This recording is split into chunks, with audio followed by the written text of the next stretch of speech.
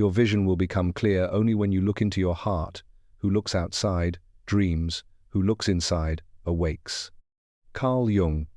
There comes a moment quiet, unannounced, when a woman no longer seeks her reflection in someone else's eyes, not because she's given up, but because she's finally begun to see herself. And that moment, that subtle turning inward, is the beginning of everything, the beginning of awakening. Not the kind of awakening the world celebrates, not the glow-up that gets likes, not the reinvention that fits back into a dress 2 sizes smaller. No, this awakening doesn't glitter, it burns. It doesn't ask to be noticed, it demands to be felt, deeply, in silence. Because something happens when a woman starts looking in, instead of out. When she stops asking, am I enough for them? And starts asking, is this enough for me? Her vision clears, the fog lifts. Not because life becomes easier, but because she stops filtering her worth through someone else's lens. They don't teach you this kind of power, they don't put it on billboards. It doesn't sell lipstick or promise fairy tales, because it can't be bought. It's not performative, it's not reactive. It's internal, subtle, earth-shifting. This is not about becoming louder or tougher, it's about becoming rooted, centered, alive in your own skin. And that scares people, because a woman who's anchored in herself cannot be moved by approval or undone by rejection. She becomes untouchable in all the ways that matter. The truth is, feminine power isn't found in youth or beauty or being chosen. It's found in that moment when a woman realizes she doesn't have to chase love, perform goodness, or prove softness. She just has to remember who she is beneath the noise. And once she does, once she really sees it, that's the awakening, and it's irreversible. Because from here on out, she doesn't dream herself through someone else's story. She writes her own, with open eyes, with a clear heart, with a spine made of everything she once thought would break her. This is the beginning, not of becoming someone else, but of returning to who she always was before the world told her who she should be. Since the beginning, we were handed a mirror, not to see ourselves, but to see who we're supposed to be. Polished, pleasing, paired up, sacrificing, soft, but never too soft. Confident, but never too much. Seen, but only through a filter that flatters someone else's comfort. That mirror? It's broken. But the tragedy is, no one told us. We kept staring into it, adjusting, editing, twisting ourselves into versions we hoped would finally be enough, beautiful enough to be noticed, kind enough to be accepted, small enough to be loved. And yet something inside us always knew it wasn't real, because every time we dimmed a little more to fit the frame, a part of us disappeared. And what's left after years of trying to be what they wanted? A woman full of contradictions, a heart full of noise, a soul that's tired of performing. Maturity is the moment you stop asking that mirror for the truth, because you realize it was never a reflection, it was a projection, a tool of control. A way to keep you measuring yourself against standards that were never yours to begin with. You start to see that beauty isn't a look, it's a state. That being in a relationship doesn't make you whole and being alone doesn't make you broken. That sacrifice isn't love when it comes at the cost of your own voice. And this is where the first shift happens, quietly, almost invisibly, a whisper that turns into a knowing. I don't need to be chosen to have worth. Let that sink in, let it cut through the noise. You don't need to be picked to be powerful. You don't need applause to be real. You don't need anyone's permission to be everything you already are. You've spent enough years trying to match the image in a cracked mirror. Now it's time to turn inward to see with your own eyes, not theirs. Because when a woman stops chasing validation and starts living in alignment, she becomes a threat to every system that profited from her doubt. So smash that mirror, watch the shards fall, and as they do, remember, you're not broken. The mirror was. And now, finally, you're free to see yourself not as they painted you, but as you really are. There's a kind of hunger that doesn't live in the stomach, it lives in the soul. The hunger to be seen, to be told, you're enough, you're beautiful, you're doing it right. For years, maybe decades, many women live feeding off the crumbs of that validation, stretching themselves thin just to be noticed, molding themselves to fit someone else's ideal. But here's the truth, what you need most can't be found in someone else's eyes. And the moment you stop seeking validation from the outside and start listening to what's already within, that's the first real shift. The one that changes everything.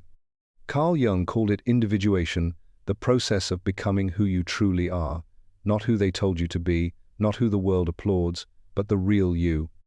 The self that's been waiting quietly beneath the surface, whispering truths you've ignored in favor of praise. That whisper is your intuition, and it's always been there, even when the noise drowned it out. You see, validation will always come with conditions. Be nicer, be quieter, be less. But inner knowing, it's unconditional. It doesn't ask you to earn your worth, it asks you to remember it. A powerful woman no longer begs to be seen. She sees herself. She no longer curates her life for applause. She lives it for alignment. Because once you begin to trust the voice inside, the outside world starts to lose its grip. You'll find yourself no longer asking, do they approve of me? But, does this feel true to me? And that shift from seeking to send singers, where your power is born, not loud, not performative, just real, rooted, unshakable. They might call it arrogance, distance, coldness, but what it really is clarity. And that's why it's misunderstood, because a woman who trusts herself doesn't need to be managed, explained, or saved.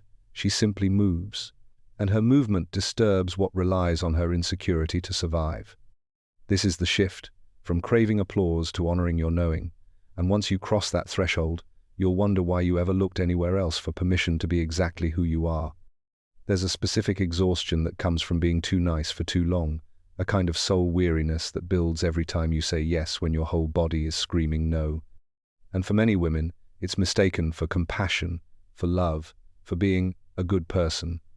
But the truth? Constant pleasing is not love, it's self-abandonment dressed in politeness. Somewhere along the line, women were taught that to be worthy is to be agreeable, that to keep the peace, they must lose their voice, that it's better to be liked than to be whole. But maturity brings with it a sacred rebellion, a quiet uprising that says, no more. That's the second shift, the moment a woman stops bending to please others and begins to set boundaries without apology. Not out of anger, not out of bitterness, but out of something far more powerful, self-respect. Carl Jung spoke of the shadow, the hidden parts of ourselves we're taught to reject. And often, that includes the part of us that says, I matter too, the part that dares to say no, the part that walks away, the part that refuses to shrink for the comfort of others. Integrating that shadow doesn't make a woman harder, it makes her whole. Boundaries are not walls, they are invitations. They say, if you want to be here, come with respect, come with truth, come with care, because the woman you're approaching is no longer living in sacrifice. She's no longer over-explaining her choices or softening her no with a dozen excuses. She knows that protecting her peace doesn't make her selfish, it makes her sovereign. And here's what happens next. The people who only loved you for your compliance start to fall away. The ones who honored you stay. The shift reveals everything, including yourself. You begin to notice how saying no feels like oxygen, how not rescuing others from their discomfort gives you your time back, your energy, your life. This is the power of boundaries, not as a defense but as a declaration. I am no longer available for anything that asks me to betray myself in order to belong. And that is liberation. For years, she hid the parts of herself she feared were too much. The broken edges, the anger, the wildness, the wounds that never healed clean. She learned early on that to be lovable, she had to be light, pleasant, polite, palatable, but that's not the whole story. And she knows that now. Because healing didn't come in denial. It came in acceptance, the messy kind, the painful kind, the kind Carl Jung called shadow work, the sacred process of reclaiming everything we were taught to disown. The shadow isn't evil, it's just unloved. It's the exiled self, pushed underground because someone once told her she was too emotional, too angry, too intense. But now? She no longer apologizes for her depth, she owns it. That's the third shift, from shame to integration. She doesn't hide her past anymore. She wears it like a map. Every scar, every silence, every moment she was told to shrino, they form the blueprint of her becoming. She stopped pretending to be pure light and started honoring her darkness too. Because wholeness isn't found in perfection, it's found in inclusion. She is both the fire and the calm, the storm and the stillness, and nothing makes her more powerful than the fact that she knows this about herself and no longer runs from it. The world taught her to be ashamed of her contradictions, to clean herself up before she's worthy of love, but she's not cleaning herself up anymore. She's claiming herself, fully, fiercely, finally. That's what happens when shame is met with compassion. It dissolves, it becomes insight, and then, wisdom. She understands now. Her flaws are not failures, they are thresholds, and her shadow is not something to fear, it is the very source of her strength. Because once you've made peace with what's within, nothing outside can undo you, and that's why this shift, this embrace of everything she is marks the beginning of her deepest power. Not because she's flawless, but because she's finally whole. There was a time she thought love meant needing someone, that to be complete she had to be held. That without a partner, she was unfinished, waiting to be chosen, waiting to be rescued, waiting to be enough in someone else's arms. But she's not waiting anymore. That was before the fourth shift. From dependence to emotional sovereignty. She no longer chases affection or clings to the illusion that she must be completed. She doesn't live in emotional debt, trading silence for safety or shrinking to keep the peace. She's built something stronger now, something sacred. She built a home inside herself. Carl Jung said, "The privilege of a lifetime is to become who you truly are." And that's what she's done. She's no longer molding herself to be needed, she's learning how to need herself first. Because a powerful woman doesn't ask to be saved, she asks to be seen. And if she is to share her life, it will not be from hunger, it will be from overflow. Not because she can't breathe alone, but because she wants to exhale beside someone who knows how to hold air, not steal it. This isn't detachment, it's devotion to herself. She still wants love, yes, but not if it costs her her peace, not if it means abandoning her own needs to soothe someone else's wounds. She's learned that real love does not bind, it expands. It holds without holding her back. That's what emotional sovereignty is, not the absence of connection, but the presence of self-trust. She knows now that her emotional well-being isn't anyone's job but hers. And in that knowing she becomes deeply grounded, deeply clear. Others may still call it selfishness, coldness, pride, but she knows better. Because once you've tasted true independence, the kind that comes from soul, not ego, you'll never trade it for counterfeit closeness again. So now, she doesn't beg for attention, she doesn't fear solitude, she stands rooted in the love she's cultivated from within. And from that rootedness, she invites, not pleads. She chooses, not clings. She feels deeply, but she no longer disappears inside someone else's storm. Because she's no longer asking anyone to give her what she already carries in her own heart.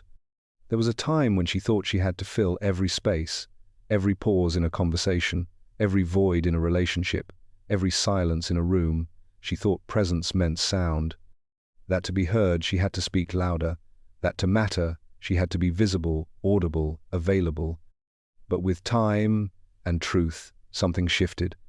She stopped rushing to explain herself, stopped trying to prove her worth with words, and that's when she discovered a kind of power that doesn't announce itself, a strength that lives not in speaking but in knowing when not to. That's the fifth shift. From noise to silence. Silence is no longer something she fears, it's something she craves, not as withdrawal, but as sanctuary. She has learned to sit with herself, to breathe through the quiet, to stop chasing the next reply, the next reassurance, the next distraction, and in that stillness, she has found something deeper than affirmation. She has found peace. Because silence, when chosen, becomes sacred. It sharpens her intuition. It heightens her perception. It separates truth from noise, depth from drama. The woman who once needed to explain her value now walks into a room and lets her presence speak first. And it does. She knows now that not every question deserves an answer. Not every invitation requires acceptance. Not every attack warrants a response. Sometimes silence is the loudest truth you can offer. This doesn't mean she's passive, it means she's powerful. Because the woman who has mastered silence has also mastered restraint, clarity, and self-possession. The world may misread her quiet as disinterest, but what it really is discernment. She speaks less, but when she does, it lands. She doesn't need to convince or defend. Her energy already tells the truth. She isn't here to perform, she's here to be. And in a culture addicted to noise, distraction, and urgency, her silence becomes not just an act of resistance, but an act of reclamation. She no longer fills the void. She owns it. Once, she held on too tightly. To people, to outcomes, to identities that no longer fit. Not because they fulfilled her, but because they felt familiar. And sometimes, familiarity feels like love. But it's not. There came a point where she had to ask herself, is this really love, or just fear wearing perfume? That's when the sixth shift arrived. From attachment to alignment. She no longer stays out of obligation. She no longer clings out of fear. She no longer calls it loyalty when it's really just the refusal to let go. Because now, she knows peace is the prerequisite, not the reward. Whether it's a friendship, a job, or a man, if it doesn't align with her inner calm, it cannot stay. This is what Jung pointed to when he spoke of the evolution from archetype to integration. She is no longer the maiden, wide-eyed and waiting to be chosen. She has become the wise womana soul, who chooses herself again and again, not in rebellion, but in reverence. Alignment means asking, does this expand me or shrink me? Does it echo my truth, or pull me back into an old story I've already outgrown? It means walking away not in anger, but in clarity. It means waiting not in desperation, but in trust, because what she seeks is no longer intensity, it's resonance. She doesn't fall for potential anymore. She listens for energy. She watches for consistency. She feels into the spaces people leave behind when they're not around. And if the silence speaks louder than their presence, listens. This kind of discernment can't be faked. It's the fruit of deep inner work, of having loved too recklessly, stayed too long, believed too blindly. But now, she's tuned in, and she honors that inner frequency like a sacred compass. She no longer fears letting go, because she trusts what's meant for her won't require her to break herself to keep it. This is the woman who doesn't chase. She chooses with calm, with care, with clarity. And in that choosing, she no longer attaches out of fear. She aligns from truth. She used to make herself smaller, quieter, softer at the edges, not because she lacked substance, but because she feared being too much, too intense, too opinionated, too sensitive, too everything. But she's not shrinking anymore. Because the more she grew, the more she realized she was never too much. They were just too unready. This is the ninth shift. She no longer apologizes for her wholeness. She knows now that her fullness triggers not because she's excessive, but because she is a mirror, a reflection of all the things others have suppressed, ignored, or been too afraid to claim. Her self-trust? Confronting. Her confidence? Misread. Her joy? Sometimes resented. Her boundaries? Often called difficult. But none of it is personal. It's projection. When a woman stops asking for permission to exist in her entirety, she exposes every lie others tell themselves to stay small. And that's why she triggers people. Not because she's cruel, but because she's clear. There's nothing more disruptive than a woman who doesn't flinch when labeled. A woman who doesn't need to be diluted to be digestible. She's not afraid of her light or her shadow. She brings her full self to the room, and she no longer waits to be invited. Some will admire her, some will misunderstand her, others will quietly resent her, but none of that is hers to carry. Because the days of over-explaining are gone, the days of dimming her brightness to make others feel comfortable over. Now, she walks with a presence born of truth. She's not here to be tolerated, she's here to be. Whole, bold, sacred. And if that makes others uncomfortable, she lets them be uncomfortable. She no longer shapeshifts for acceptance. She no longer apologizes for her range, her joy, her depth, her complexity. Because she didn't survive all she did just to fit into someone else's small idea of who she should be. She is not a half-light. She is the whole flame.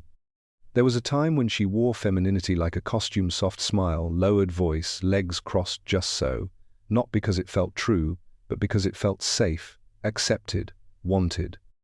That's how she was taught, to perform softness, to be gentle even when bleeding, to seduce through sacrifice. But those days are gone now. because something sacred has returned to her, her femininity, not as performance, but as power. This is the 10th shift.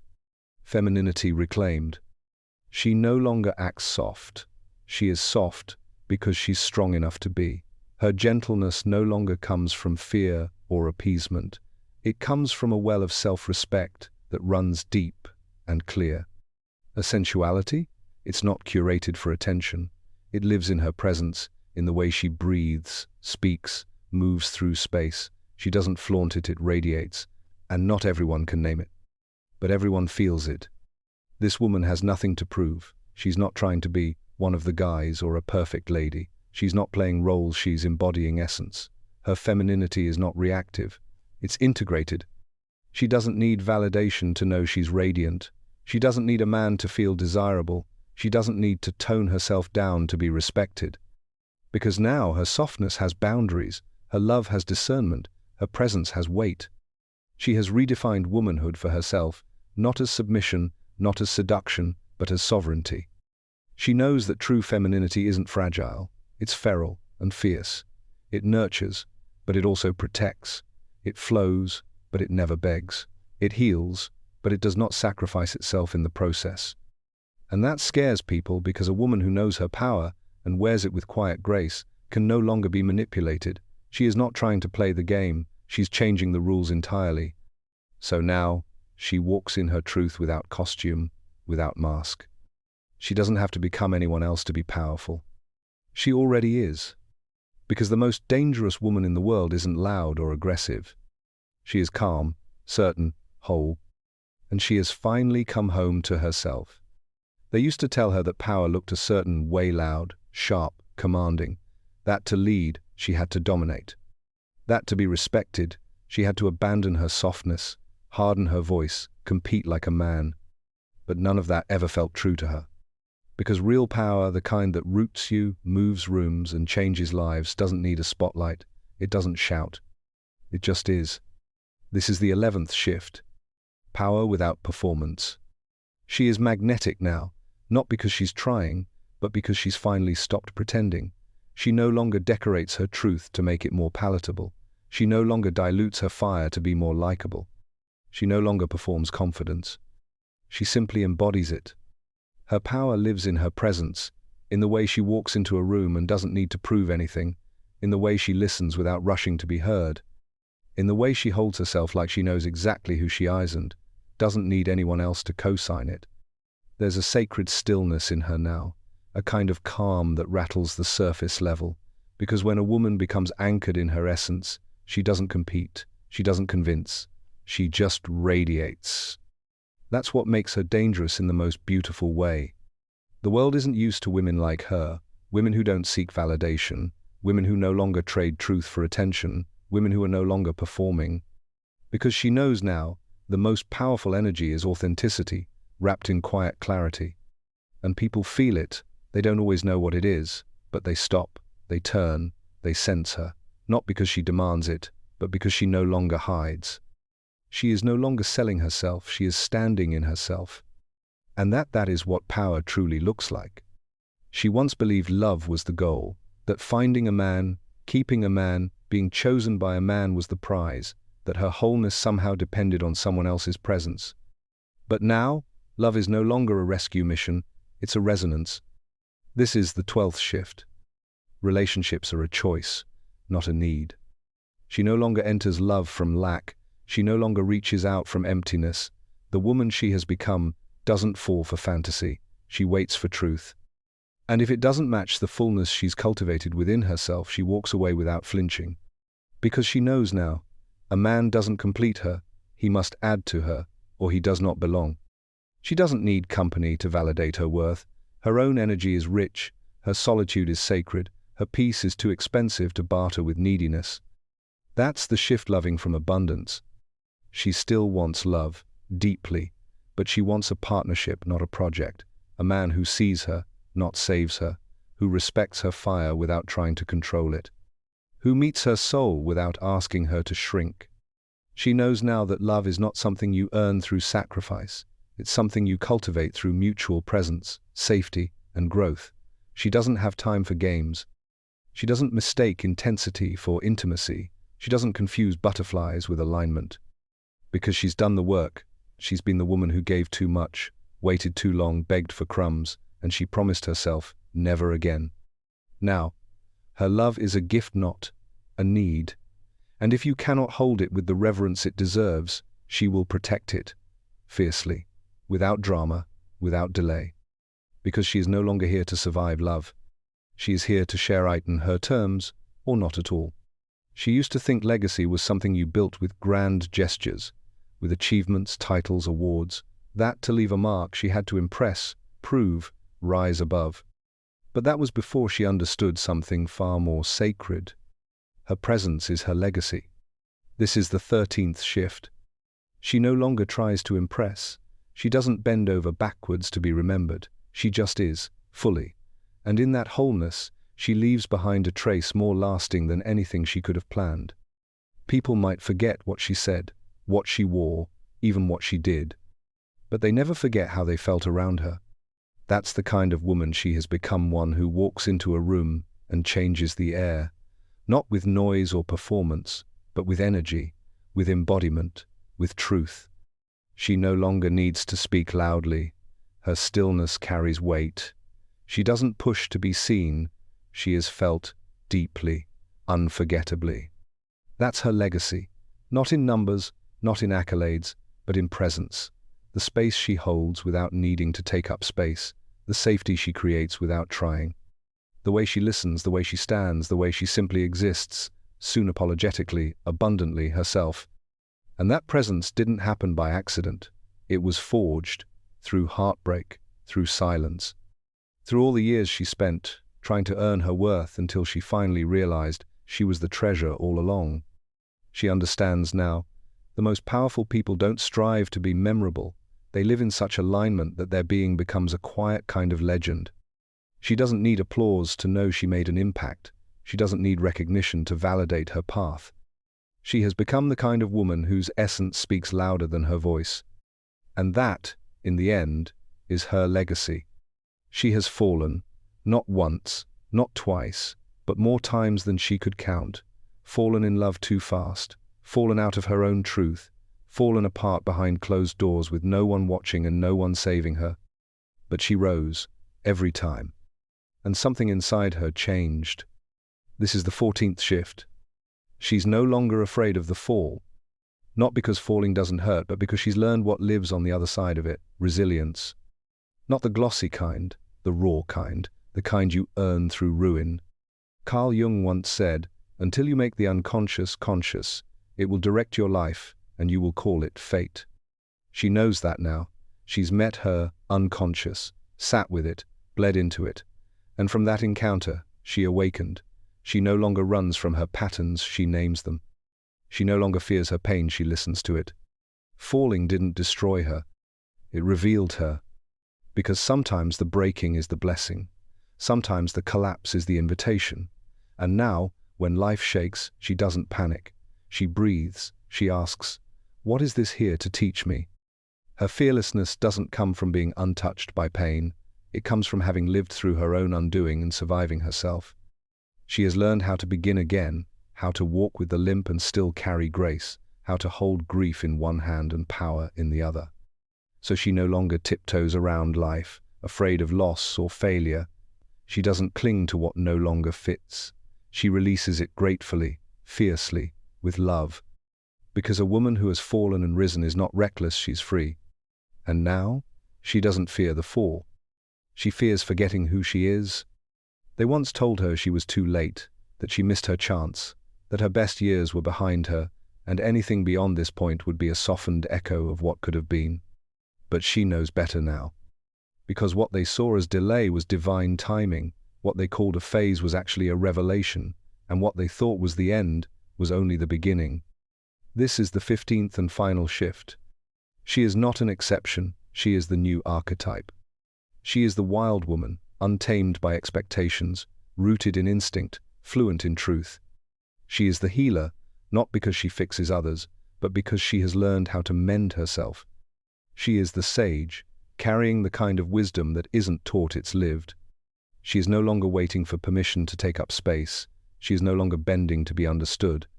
She is no longer explaining the fire in her eyes, the calm in her voice, the boundaries she holds like sacred gates. She is fully here, alive, present, whole. And this isn't a rare story. This isn't the path of a chosen few. This is what's coming.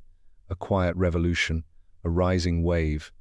Women everywhere waking up not to become someone else but to finally return to who they've always been. The world doesn't quite know what to do with her yet. She doesn't fit in boxes. She doesn't move on cue. She isn't motivated by fear or lack. She has entered the stage of life where she doesn't just exist, she emanates. Her very presence is medicine. Her silence speaks volumes. Her choices create ripple effects, not because she's trying to lead, but because she is living in truth, and truth leads by example. So if you're reading this, and something inside you stirs good, that's not coincidence, that's remembrance. You are not behind. You are exactly where your soul chose to awaken. This path is yours too. You don't need to be younger, louder, prettier, or more perfect. You just need to be real. Be present. Be you. Because that right there is the future of feminine power. And it begins now. Want to hear more of this? Then click on the video on the right-hand side, which is even crazier.